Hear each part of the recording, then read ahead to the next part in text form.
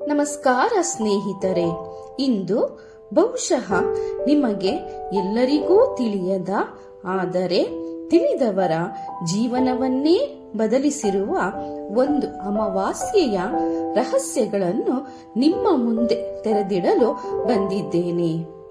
ಮಾರ್ಗಶಿರ ಅಮಾವಾಸ್ಯೆ ದೇವತೆಗಳಿಗೂ ಪಿತೃಗಳಿಗೂ ಹಾಗೂ ಸಾಮಾನ್ಯ ಜನರಿಗೂ ಅತ್ಯಂತ ಪವಿತ್ರ, ಶಕ್ತಿಯುತ ಮತ್ತು ಸಂಪತ್ತನ್ನು ಆಕರ್ಷಿಸುವ ದಿನ. ತಿಳಿದವರು ಹೇಳುತ್ತಾರೆ, ಈ ಒಂದು ದಿನ ಮಾಡಿದ ಪೂಜೆ, ಜಪ, ದೀಪಾರಾಧನೆ ಮತ್ತು ದಾನ ಸಾಮಾನ್ಯ ದಿನಕ್ಕಿಂತ 1000 ಪಟ್ಟು ಹೆಚ್ಚಿನ ಫಲ ಕೊಡುತ್ತದೆ.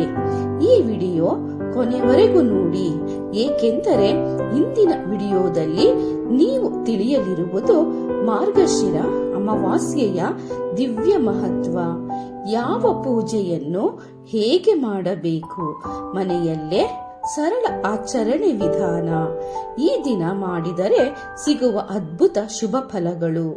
ಇದು ಕೇವಲ ಮಾಹಿತಿ ಅಲ್ಲ, ಬಾಳನ್ನು ಬದಲಾಯಿಸುವ ದೈವಿ ಸತ್ಯಗಳು. ಆದ್ದರಿಂದ ಲೈಕ್ ಮಾಡಿ, ಶೇರ್ ಮಾಡಿ ಹಾಗೂ ನಮ್ಮ ಚಾನೆಲ್ಗೆ ಸಬ್ಸ್ಕ್ರೈಬ್ ಮಾಡಿ.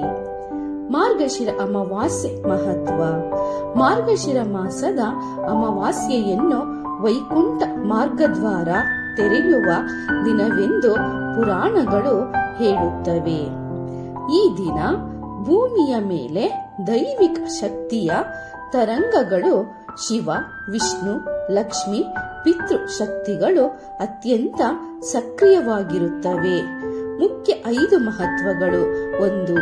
ಪಿತೃ ಅನುಗ್ರಹ ದಿನ. ಈ ದಿನ ಪಿತೃಶಕ್ತಿ ಭೂಮಿಗೆ ಇಳಿದು ತಮ್ಮ ವಂಶಜರಿಗೆ ಆಶೀರ್ವಾದ ನೀಡುತ್ತಾರೆ. ತರ್ಪಣ ಮತ್ತು ದೀಪಾರಾಧನೆ ಮಾಡಿದರೆ ಪಿತೃದೋಷ, ಕುಲದೋಷ ದೂರವಾಗುತ್ತದೆ. 2. ಲಕ್ಷ್ಮಿ ಪ್ರವೇಶ ದಿನ. ಲಕ್ಷ್ಮೀ ದೇವಿಯನ್ನು ಕೂಗಿ ಕರೆಯುವ ಶಕ್ತಿದಾಯಕ ದಿನ. ಸಾಲ, ದುಃಖ, ನಷ್ಟದಲ್ಲಿರುವವರು ಈ ದಿನದ ಪೂಜೆಯಿಂದ ಧನ ಮಾರ್ಗಗಳು ತೆರೆದುಕೊಳ್ಳುತ್ತವೆ. 3. ಕರ್ಮ ಶುದ್ಧೀಕರಣ ದಿನ. ಅಮಾವಾಸ್ಯೆ ಚಂದ್ರಶಕ್ತಿ ಕ್ಷೀಣವಾಗಿರುವ ದಿನ. ಮನಸ್ಸು ಸ್ಥಿರ, ಜಪ, ಧ್ಯಾನಕ್ಕೆ ಅತ್ಯಂತ ಸೂಕ್ತ. ಈ ದಿನದ ಜಪ 10 ಪಟ್ಟು ಫಲ ಕೊಡುತ್ತದೆ. 4. ಕುಲದೇವತೆ ಪೂಜಿಸುವ ದಿನ. ಕುಲದೇವತೆಯ ನೆನಪಿನಿಂದ ಅವರಿಗೆ ಅರ್ಪಿಸಿದ ಪ್ರಾರ್ಥನೆಯಿಂದ ಕುಟುಂಬ ಕಲಹ, ಆರೋಗ್ಯ ಸಮಸ್ಯೆಗಳು, ಅಡೆತಡೆಗಳು ಕಡಿಮೆಯಾಗುತ್ತವೆ.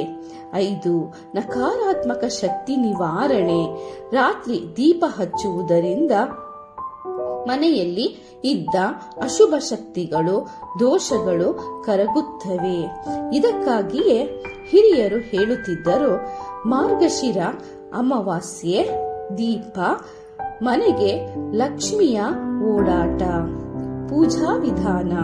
ಬೆಳಗಿನ ಪೂಜೆ. 1. ಶುದ್ಧತಾ ಕ್ರಮ. ಸ್ನಾನ ಮಾಡಿ ಹಸಿರು ಅಥವಾ ಹಳದಿ ಬಟ್ಟೆ ಧರಿಸಿ ಮನೆ ಬಾಗಿಲಿಗೆ ನೀರು ಮತ್ತು ಕರ್ಪೂರದ ಮಿಶ್ರಣ ಸಿಂಪಡಿಸಿ. 2. ದೀಪ ಹಚ್ಚುವುದು. ದೇವರ ಕೋಣೆಯಲ್ಲಿ 2 ದೀಪ, ಬಾಗಿಲ ಬಳಿ 1 ದೀಪ, ತುಳಸಿ ಬೃಂದಾವನದಲ್ಲಿ 1 ದೀಪ. ರಾತ್ರಿ ತೈಲ ದೀಪ ಬೆಳಗಿಸಬೇಕು. ಬೆಳಗ್ಗೆ ತುಪ್ಪದ ದೀಪ ಬೆಳಗಿಸುವುದು ಅತ್ಯಂತ ಶುಭ. 3. ಲಕ್ಷ್ಮೀ ಪೂಜೆ. ಕಲಶ ಸ್ಥಾಪನೆ. ಕಾಳಿ ಹಾಳದಿ ಅಕ್ಷತೆ ಹಾಕಿ ಕಲಶ ಸ್ಥಾಪನೆ ಮಾಡಿ ಓಂ ಶ್ರೀ ಮಹಾಲಕ್ಷ್ಮೈ ನಮಃ ಎಂದು 108 ಬಾರಿ ಜಪ ಮಾಡುವುದು.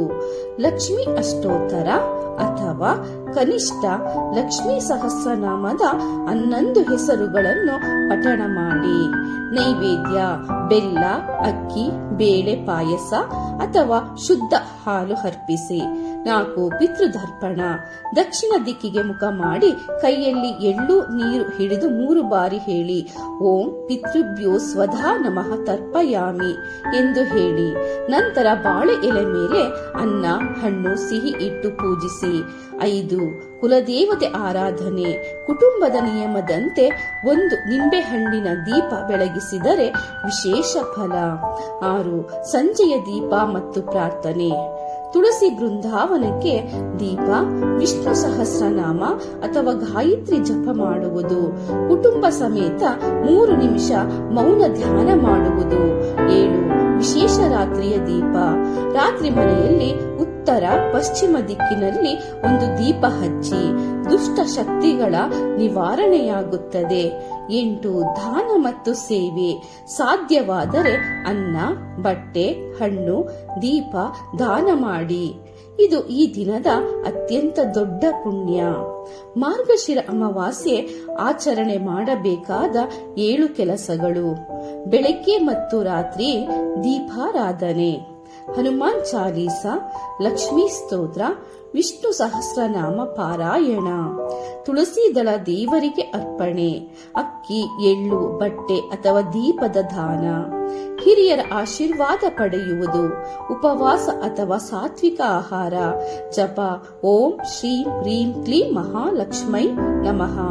ಮಾಡಬಾರದ ಕೆಲಸ: ಜಗಳ, ನಿಂದನೆ, ಮಾಂಸ, ಮದ್ಯ, ಉಗುರು ಕತ್ತರಿಸುವುದು, ನಿಂದನೆ, ಹಾಸ್ಯ ಮಾಡಿ ನಗುವುದು ಹೆಚ್ಚು ಬೇಡ. ಶುಭ ಫಲಗಳು: ಈ ದಿನದ ಪೂಜೆಯಿಂದ ದೊರಕುವ ಫಲಗಳು: ಧನ ಸಮೃದ್ಧಿ ಮತ್ತು ಲಕ್ಷ್ಮೀ ಕೃಪೆ, ಸಾಲ, ಕಷ್ಟ, ಆರ್ಥಿಕ ಸಂಕಷ್ಟಗಳು ನಿಧಾನವಾಗಿ ಕಡಿಮೆಯಾಗುತ್ತವೆ, ಪಿತೃ ಶಾಂತಿ ಮತ್ತು ಕುಲಕ್ಷೇಮ.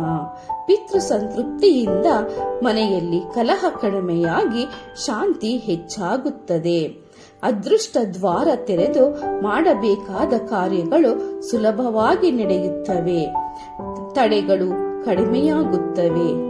ದೋಷ ನಿವಾರಣೆ: ಕುಲದೋಷ, ಪಿತೃದೋಷ, ಆಕಸ್ಮಿಕ ಅನರ್ಥ, ಕಳವಳ, ನಕಾರಾತ್ಮಕ ಶಕ್ತಿ ಕಡಿಮೆಯಾಗಿ ಔರ ಶುದ್ಧ ಆಗುತ್ತದೆ. ಮಾನಸಿಕ ಶಕ್ತಿ ಮತ್ತು ಆತ್ಮಶಾಂತಿ. ಜಪ, ಧ್ಯಾನದಿಂದ ಮನಸ್ಸು ಸ್ಪಷ್ಟ, ದೃಢ, ಶಾಂತ. ಸಂತಾನ ಸಂಪತ್ತು: ಕುಲದೇವತೆ ಮತ್ತು ಪಿತೃಗಳನ್ನು ಆರಾಧಿಸಿದಲ್ಲಿ ಸಂತಾನ ಸಂಬಂಧಿತ ಅಡೆತಡೆಗಳ ನಿವಾರಣೆಯಾಗುತ್ತದೆ. ಮಾರ್ಗಶಿರ ಅಮಾವಾಸ್ಯೆ ವರ್ಷದಲ್ಲಿ ಒಮ್ಮೆ ಬಂದರೂ ಫಲ ನೀಡಿ ಹೋಗುವ ದಿನ. ಈ ದಿನ 1 ದೀಪ, 1 ಜಪ, 1 ದಾನ ಮಾಡಿದರೂ ಅದು ನಿಮ್ಮ ಬಾಳನ್ನು ಬದಲಾಯಿಸುವ ಶಕ್ತಿ ಇದೆ. ವಿಡಿಯೋ ನಿಮಗೆ ಉಪಯುಕ್ತ ಅನ್ನಿಸಿದರೆ ಲೈಕ್ ಮಾಡಿ. ಈ ದೈವಿ ಜ್ಞಾನ ಇನ್ನೊಬ್ಬರ ಬದುಕು ಬೆಳಗಲಿ ಎಂದು ಶೇರ್ ಮಾಡಿ ಹಾಗೂ ನಮ್ಮ ಚಾನೆಲ್ ಸಬ್ಸ್ಕ್ರೈಬ್ ಮಾಡಿ. ಓಂ ಶ್ರೀ ಮಹಾಲಕ್ಷ್ಮೈ ನಮಃ.